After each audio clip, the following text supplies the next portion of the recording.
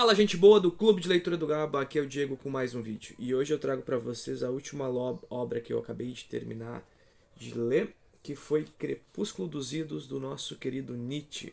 Essa obra foi lançada pela editora Nova Fronteira, tem por volta de 125 páginas. Lembrando que a publicação original remonta ao ano de 1889, se não me engano.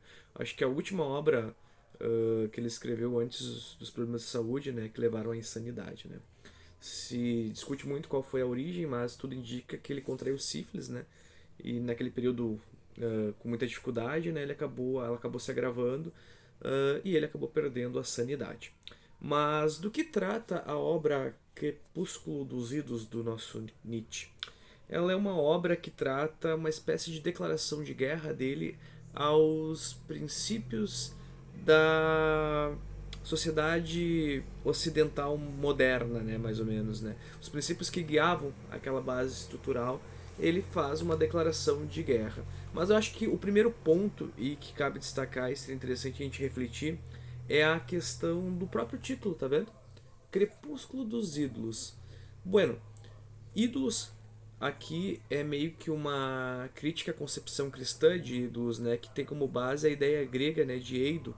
Na verdade, o Eido grego era a representação do deus, né? Ou seja, quando eu fazia a representação lá da Atena, de Zeus, de Hades, né, do Ares, eu estava representando, né? Então era uma representação falsa daquele objeto, né? Ou seja, não era o deus em si, era uma representação dele. Então havia uma dicotomia em relação a essa espécie de apenas a representação, não ser ele em si, ser a representação dele.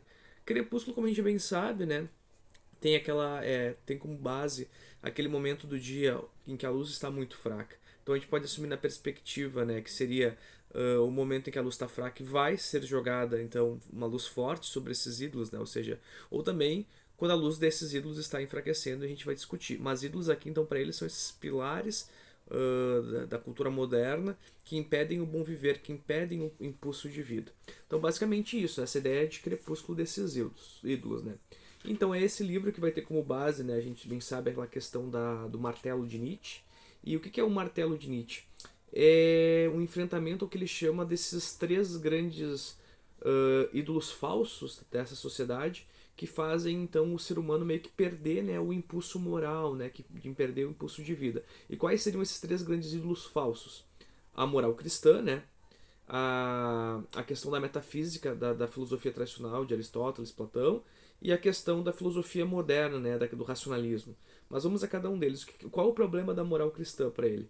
A moral cristã para ele, o problema principal vai ser a questão de que coloca a vida para um pós-vida, ou seja, tu não vive agora, tu faz agora o que tu acha que é certo, né, o que a moral cristã te obriga a fazer como certo, porque tu na verdade vai viver no outro mundo, tu vai viver em outra realidade. Então tu não vive agora na perspectiva de viver o próximo mundo, ou seja, tu perde o impulso de a vida atual, se dedicando a atender essa moral para que no futuro tu tenha uma outra boa vida, né? Ele vai questionar, ele vai dizer, não, tu tem que viver agora, o hoje, tu não pode ter o seu impulso vital de vida cerceado por uma vida próxima, né? Ah, eu sou pobre, eu sofro agora porque eu botei o reino de Deus no futuro. Para Nietzsche não, para Nietzsche tu tem que viver o hoje, tu tem que viver o agora, e essa moral cristã, ela vai impedir essa vida do hoje e agora. A questão da ilusão, né, da metafísica tradicional, ele vai dizer lá que Platão e Aristóteles, né, eles meio que tentam estabelecer uma espécie de realidade absoluta, né, que acaba negando a vida, né. A crença da questão do mundo verdadeiro, né, além deste, né, que desvaloriza a vida, né. Lembra que para Platão tudo que nós vemos hoje é um reflexo do mundo verdadeiro, né, ou seja, não é a cadeira, é o reflexo da cadeira verdadeira que lá é melhor. Então ele vai te dizer que isso aí também impede a vida plena e boa, porque tu tem que entender que a vida é agora, a vida é nesse momento pro Nietzsche, né? E não que o agora, o hoje, o que nós estamos vendo é apenas um reflexo da realidade do bom momento, né? Então ele acha que isso vai levar a um niilismo e desvaloriza a vida. E o terceiro ídolo que ele enfrenta seria a filosofia moderna. Em qual sentido da filosofia moderna, né, pessoal?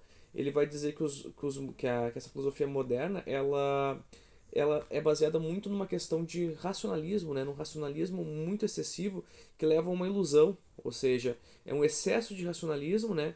Que não mostra o real. E o que é o real? Que o real é que a vida é irracional. que não existe essa racionalidade, né? Tem um livro muito bom que eu gosto, que é o Previsivelmente Irracional, que parte da premissa que o homem é irracional e tu não consegue muitas vezes determinar uma ação dele por essa irracionalidade. Então, no momento que tu adota uma filosofia baseada no racionalismo, tu cerceia a vida, tu cerceia o agora, porque tu, na verdade, não entende que o ser humano por si só é irracional. Vamos ler a parte mais importante. Eu acho que a frase mais importante que a gente tem nesse livro, que também é a mais conhecida do Nietzsche, é aquela tradicional, né? O que não me mata, me fortalece. Mas o que ele quer dizer com essa frase, né? Vamos ler de novo. O que não me mata, me fortalece. É uma espécie de, eu entendo, né, de um significado, né, de um espírito de afirmação da vida. Veja bem, por que uma espécie de significado de espírito de afirmação da vida? Porque basicamente, no momento em que eu parto de uma frase que diz que o que não me mata me fortalece, eu estou fazendo o quê? Eu estou enfrentando as dificuldades, eu estou enfrentando o sofrimento, né? E estou adotando eles como um meio de crescimento. Olha, o que não me mata me fortalece, ou seja, eu vou enfrentar a realidade. Eu vou enfrentar a realidade de miséria, pobreza atual e não vou esperar que, bom, eu estou sofrendo hoje porque no futuro, numa vida pós-morte, eu vou ter uma realidade boa. Não, eu vou enfrentar essa pobreza, essa miséria e assim eu vou conseguir construir uma boa vida. Ah, tudo que eu vejo hoje é uma representação do modelo ideal, do campo ideal. Não. O que eu vejo hoje é o real e eu vou tentar, então, a partir do que eu vejo hoje, mudar a realidade para ter uma boa vida. Ah, vou esperar uma racionalidade extrema, uma perspectiva humanista do ser humano. Não, o ser humano é irracional, o ser humano tem suas limitações e suas precariedades. Então eu vou enfrentar essas limitações e precariedades e vou viver o agora. Não vou deixar para depois. Então, basicamente, o que o Nietzsche faz, né? O que ele busca, né?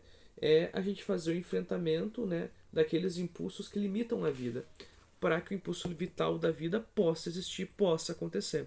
Então, basicamente, nessa obra, ele tem essa teoria do martelo, que é bater nesses ídolos falsos. Bater para descobrir se eles são falsos ou verdadeiros. Ah, eu faço isso na vida porque eu acho que esse é o caminho. Então vou questionar isso. Será que realmente esse é? Vou bater com o martelo nele. E se ele for falso, eu vou entender que não, ele é apenas uma construção social que limita o meu bom viver, meu bem viver. É uma construção social que impede que eu avance numa vida melhor. Então é isso, né? O bater nos ídolos, a filosofia do materno é isso, é questionar aqueles princípios morais que guiam a nossa vida e saber o que deles realmente são reais e quais deles são imposições sociais que nos são colocadas. Eu achei uma obra interessante, não é uma leitura tão fácil não, tá? Por mais que seja um livro de 125 páginas, né, e como vocês podem ver, uma gramatura muito boa, olha, dá pra ler com facilidade. Tu não lê tão rápido, eu acho que eu levei. Claro, eu tava lendo outras coisas, mas levei quase um mês. Então, basicamente é isso. Espero que vocês tenham gostado. Não esqueça de se inscrever, curtir, compartilhar. E essa é a base da filosofia do martelo do Nietzsche. E essa é a base do livro Crepúsculo dos Idos. Lembrando que não sou um profundo conhecedor de Nietzsche, né? E a minha formação é em história, administração, né? Mas achei interessante e vou trazer outras obras do Nietzsche aqui pro canal. Valeu, pessoal. Até a próxima.